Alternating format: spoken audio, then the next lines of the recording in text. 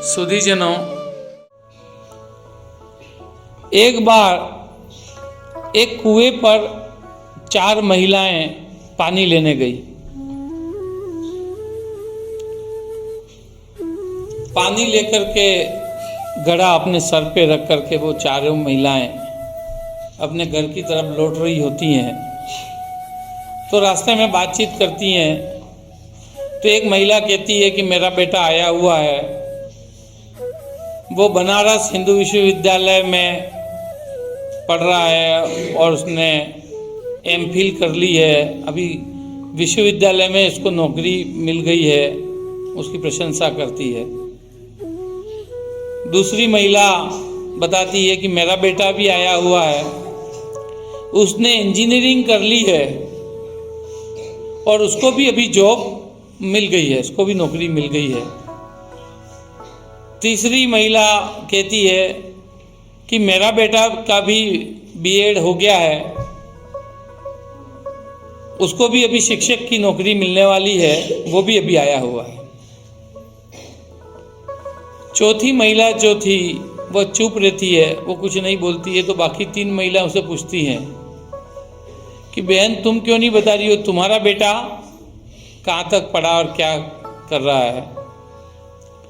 तो महिला कहती है कि मेरे बेटे को तो मैं ज़्यादा नहीं पढ़ा पाई और ज़्यादा पढ़ा नहीं है, वो तो खेती का काम करता और यहीं रहता है। तीनों महिलाएं जिनके बेटे नौकरी में लग गए थे या लग रहे थे, उनको थोड़ा घमंड होता, उनको लगता है कि हमारे बेटे श्रेष्ठ हैं, इसका बेटा तो गांव का गंवार ही रह गया। इतने में उस महिला का जो किसान बेटा था वो खेत से आ रहा था और उसने देखा कि अपनी माँ जो है वहाँ पानी लेकर के जा रही है।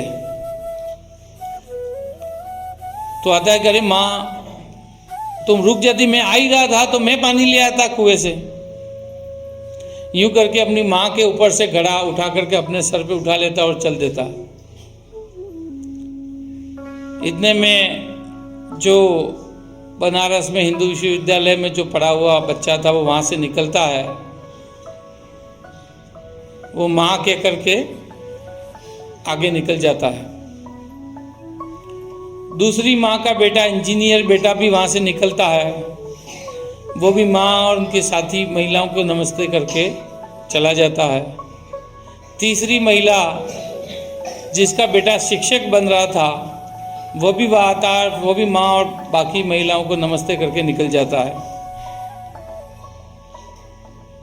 तब वो तीनों महिलाएं सोचती हैं कि इस महिला का जो बच्चा पढ़ा नहीं, जो खेत पे काम कर रहा है, ज़्यादा पढ़ाई नहीं कर पाया, उसका व्यवहार उसकी माँ के लिए कैसा है, और जो बच्चे पढ़ लिख करके बड़े बन गए उन बच्चों का माँ के प्रति क्या व्यवहार था, वो उन चारों महिलाओं ने देखा। तो व्यवहार जो है वो किसी शिक्षा से ही मिलता है, उच्च डिग्री से ही मिलता है, ऐसा नहीं है। व्यवहार जो है वो संस्कारों से भी मिलता है। आपके परिवार के क्या संस्कार हैं,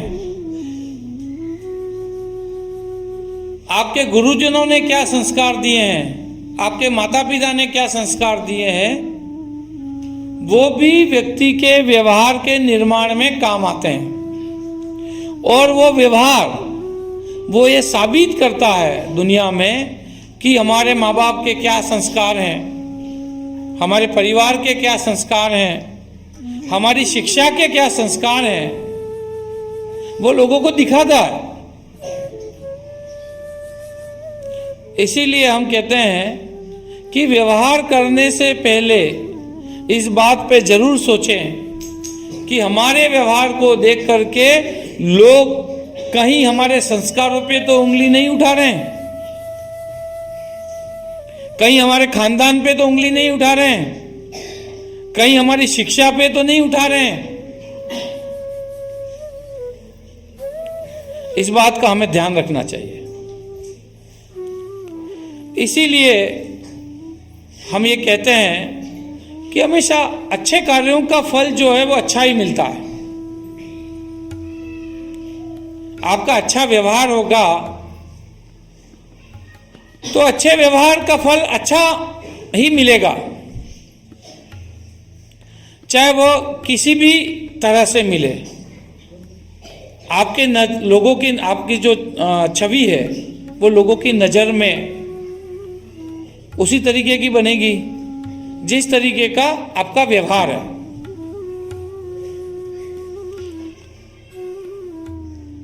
तो सुधीजनों,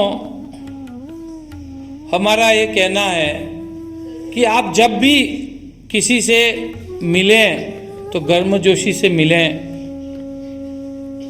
उसके साथ अच्छा व्यवहार करें, उसके साथ हमारा व्यवहार दोस्ताना होना चाहिए, सहयोग करने का होना चाहिए।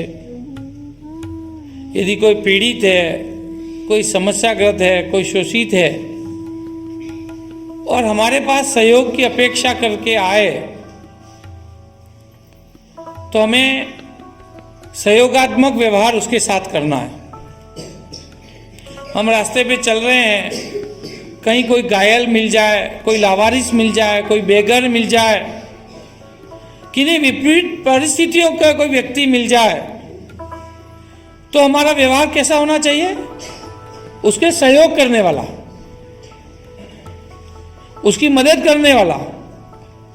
ऐसा नहीं कि हम ये उम्मीद रखें कि ये व्यक्ति हमें क्या मदद करेगा, हमें वापस क्या देगा, हम सहयोग क्यों करें, ये भावना हमारी नहीं होनी चाहिए।